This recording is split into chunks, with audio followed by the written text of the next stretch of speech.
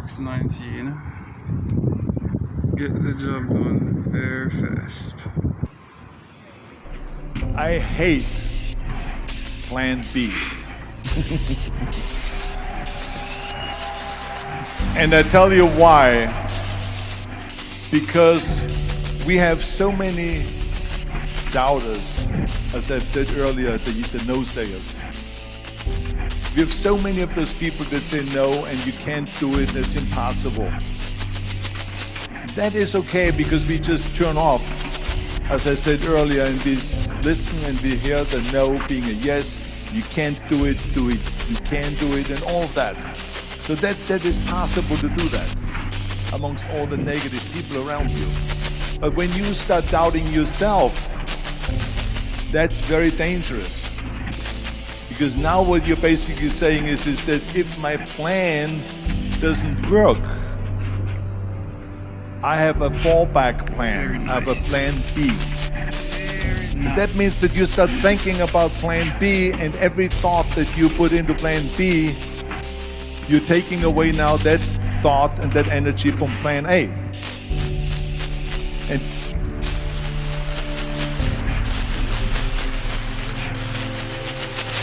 And it's very important to understand that we function better if there is no safety net, because plan B becomes a safety net. It says that if I fail, then I fall and I get picked up and I have something else there that will protect me. And that's not good, because people perform better when there's no safety net. This is beautiful. People perform better in sports and everything else if you don't have a plan B. To me, it is very dangerous to have a plan B because you're cutting yourself off from the chance of really succeeding. And the reason, one of the main reasons why people want to have a plan B is because they are worried about failing.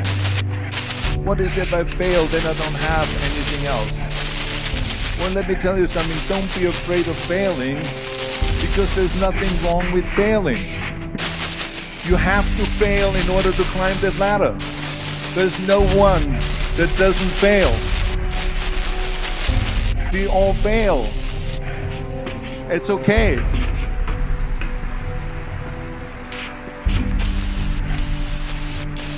What is not okay is that when you fail, you stay down. Whoever stays down is a loser. And winners will fail and get up. Fail and get up. Fail and get up. You always get up. That is a winner. That is a winner. Hey, we all lose. We all have losses. This is okay. And this is why I say don't be worried about losing, because when you're afraid of losing, then you get frozen. Whoa, this you get is stiff. the bomb. You're not relaxed. You got to be, in order to perform well in anything, if it's in boxing or if it is on your job or with your thinking, is only happening when you relax. So relax. It's okay to fail. Let's just go all out and give it everything that you got. That's what it is all about. So don't be afraid to fail. This is one of my 6 rules to success. You can only feel complete as a person. It's very, very, very if you shiny. think about what can you do for your fellow member around you that maybe needs help. I felt like that. Everyone has a different motivation why you get into that. I was an immigrant going to America, and I saw how America was the most generous country in the world. I mean, they opened up their arms to me, they helped me, they invited me for Thanksgiving dinner. The people, they brought me, the bodybuilders in the gym brought me plates to my apartment because I had no plates, I had no silverware, I had no bedware, I had no pillows, I had no blanket, I had no TV, I had no radio, I had nothing. They brought it to my apartment. This is all it They helped looks me. like. I saw that firsthand, this generosity in America. Before And I said to myself, as an immigrant that is being embraced with open arms, that I need to go and make sure that I give something back. I'm here to talk about success. The first rule of success is to have a vision.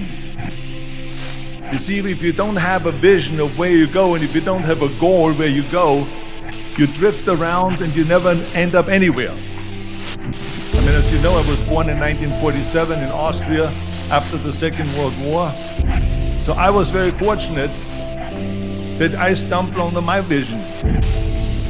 And I didn't really like Austria when I grew up. I couldn't wait to get out of there. I couldn't see myself becoming a farmer or a worker in a factory or anything like that. Even though my parents wanted me to stay there and have a normal life. But that was their vision, not mine. My vision was totally different. I felt that I was born for something special, for something unique, for something big. Then one day I went to school. I remember I was 11 years old, and they showed a documentary about America. There they showed this documentary, the huge skyscrapers, the high-rises, the huge bridges, the 6-lane freeways, and all of this stuff. And I said to myself, that's where I want to be. I don't want to be around here with these little farmhouses and these little buildings. I want to be in America. One day after school, I walked by a store in Graz. So I went inside and I looked around, and then I saw a magazine. I saw a bodybuilding magazine that had Reg Park on the cover. Reg Park was then a 3-time Mr. Universe. And I saw him on the big screen as Hercules. I read that and I said to myself, wow, this is the blueprint for my life. This is exactly what I want to do. I want to become a bodybuilding champion just like Reg Park. I want to get into movies just like Reg Park. And I want to make millions of dollars and be rich and famous just like Reg Park. Do you know how great it felt that I knew where I was going? Imagine the majority of people don't know where they're going. I knew where I was going. That I'm going to become this bodybuilding champion just like him. So it was just a question of how do you do it? I was so relieved because when you have a goal, when you have a vision, everything becomes easy. So people always ask me when they saw me in the gym in the pumping iron days, they say, why is it that you're working out so hard? 5 hours a day, 6 hours a day, and you have always a smile on your face. And I told people all the time, I said, because to me, I'm shooting for gold. In front of me is the Mr. Universe title.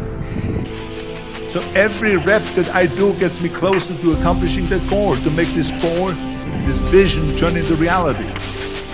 Every single set that I do, every repetition, every weight that I lift will get me a step closer to turn this goal into reality. So I couldn't wait to do another 500-pound squat. I couldn't wait to do another 500-pound bench press. I couldn't wait to do another 2,000 reps of sit-ups. I couldn't wait for the next exercise. At the age of 20, I went to London and I won the Mr. Universe contest as the youngest Mr. Universe ever. And it was because I had a goal. So let me tell you something, visualizing a goal and going after it makes it fun. You've got to have a purpose no matter what you do in life. You've got to have a purpose. 74% hate their job in America. Now this is not much different when you come to Europe. The majority of people don't like what they're doing. Because they're really not doing it because they didn't have a goal and they followed this goal. They just aimlessly drift around and then all of a sudden there's a job opening so they get that job. Because you have to work. But then when you work, it's a chore. It's work. It's not fun. So if you think about only a quarter of the people really enjoy what they're doing in life. That is unbelievable if you think about it. So I felt so blessed that I knew what I was doing. It's like a medical student that studies and knows he wants to become a doctor. You know where to go. And the same thing is also in politics. I remember that in politics, I had a very clear vision. That I will be the leader of California. This is as far as I could go because I was not born in America, so I could not run for president. So being the governor of the 5th largest state I should say the largest state, the fifth largest economy in the world, was for me really the ultimate title, the ultimate accomplishment in politics. So even though people came up to me and says, why don't you go and run for something smaller, you're never gonna make it. Wow. I ran for governor, and then 2 months later I became governor of the state of California. Nice. Again, because I had a very clear vision what I'm gonna do with California. It's shiny. So that's rule number one, have a vision. Rule number two is, don't listen to the naysayers. Pro X9. Don't listen to the naysayers. Peace out. Everything I ever did, the thing that I heard out of people's mouth was, that's impossible. It's like That can't be done. Or no. That is exactly what I heard, and of course I proved to the people that it can't be done. So whenever someone said to me, it can't be done, I heard, it can be done. When they said no, I heard yes. And when they said it's impossible, I heard it is possible. I'm a strong believer of what Nelson Mandela said, that everything is always impossible until someone does it. Well, I'm gonna be the one that said to myself, I'm gonna do it and I'm gonna show it to them. Maybe it has never been done before. That's perfectly fine with me. But I'm gonna do it. And I did not listen to the naysayers.